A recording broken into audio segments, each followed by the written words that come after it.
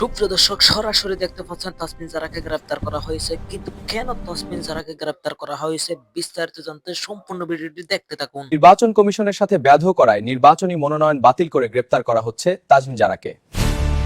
নির্বাচন কমিশনের সাথে ব্যাঘাত করায় নির্বাচনী মনোনয়ন বাতিল করা হচ্ছে তাসমিন জারাকে।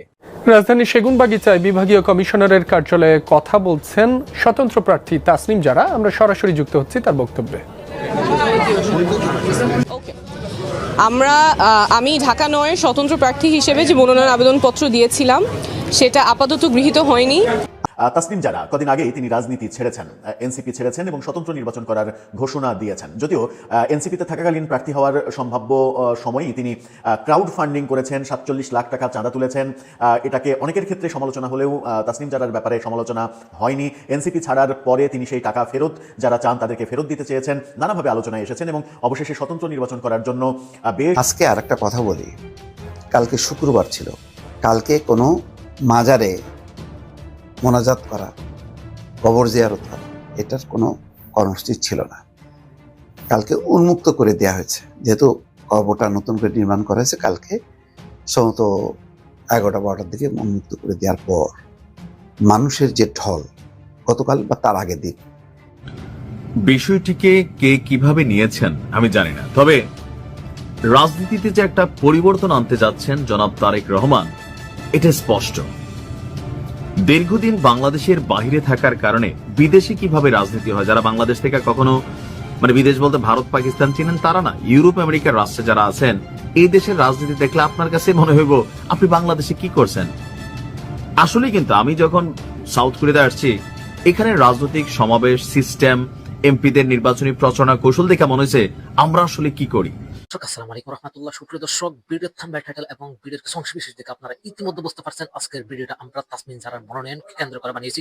সুপ্রিয় দর্শক, কেন তাসমিন জারার মনোনয়ন বাতিল করা হয়েছে কি জানেন? সুপ্রিয় দর্শক, বড় বড় রাজনৈতিক বিশ্লেষক এবং বড় বড় ইউটিউবার সাংবাদিকরা মনে করতেছে যে তরুণদের মেধাবীদের নেতৃত্বে আসতে দিতে চাচ্ছে না কিছু একটা চক্রান্তর মাধ্যমে। সুপ্রিয় দর্শক মন্ডলী, কেন তাদেরকে নেতৃত্বে দিয়ে আসতে যাচ্ছে না? তরুণরা মেধাবীরতা দেশের জন্য অবশ্যই উপকার এবং দেশের জন্য করতে তাদেরই চাই। সুপ্রিয় দর্শক, কেন তার মনোনয়ন বাতিল করা হয়েছে তা অবশ্যই জানতে পারবেন আজকের ভিডিওটি সম্পূর্ণ দেখলে। সুপ্রিয় দর্শক, আমরা কথা না বাড়ি চলুন সেই সম্পূর্ণ বিস্তারিত আলোচনাটা দেখে আসি। তার আগে আপনাদের প্রতি আমাদের একটা ছোট্ট রিকোয়েস্ট, যারা আমাদের এই চ্যানেলে এখন নতুন, চ্যানেলটি সাবস্ক্রাইব করে আমাদের সাথেই থাকুন। তাহলে চলুন কথা না বাড়ি সেই সম্পূর্ণ বিস্তারিত আলোচনাটি দেখে আসি। তাসনিম জারা কদিন আগেই তিনি রাজনীতি ছেড়েছেন, এনসিপি ছেড়েছেন এবং স্বতন্ত্র নির্বাচন করার ঘোষণা দিয়েছেন। যদিও এনসিপিতে থাকাকালীন প্রার্থী হওয়ার সম্ভাব্য সময়েই তিনি ক্রাউড ফান্ডিং করেছেন, 47 লাখ টাকা চাঁদা তুলেছেন।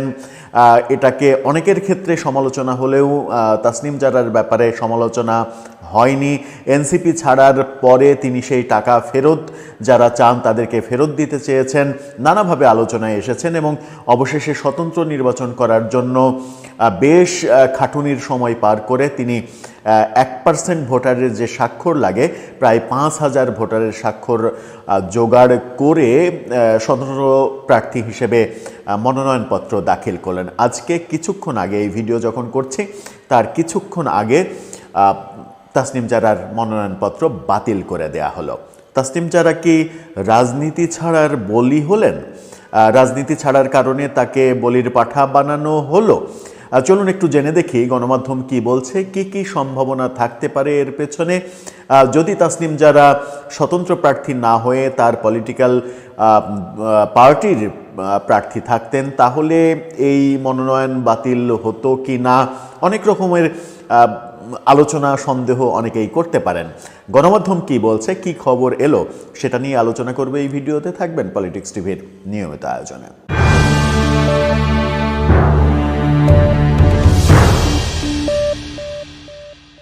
দর্শক, বলছিলাম তাসনিম জারা আলোচিত চরিত্র, এনসিপির রাজনীতির সঙ্গে যুক্ত হয়ে নতুন করে আলোচনার জন্ম দিয়েছিলেন। যদিও এনসিপির রাজনীতিতে যুক্ত হওয়ার পরে তিনি তারকা হননি। তিনি সামাজিক যোগাযোগ মাধ্যমে ডাক্তার হিসেবে ইউটিউব, ফেসবুকে বিভিন্ন কন্টেন্ট বানিয়ে আগে থেকেই বেশ জনপ্রিয় ছিলেন। বিদেশের মাটিতে আরাম আয়েশের জীবন ছেড়ে তিনি বাংলাদেশে এসেছিলেন। গত বছর অভ্যুত্থান পরবর্তী সময়ে গণ অধিকার পরিষদে, এনসিপিতে তিনি যোগদান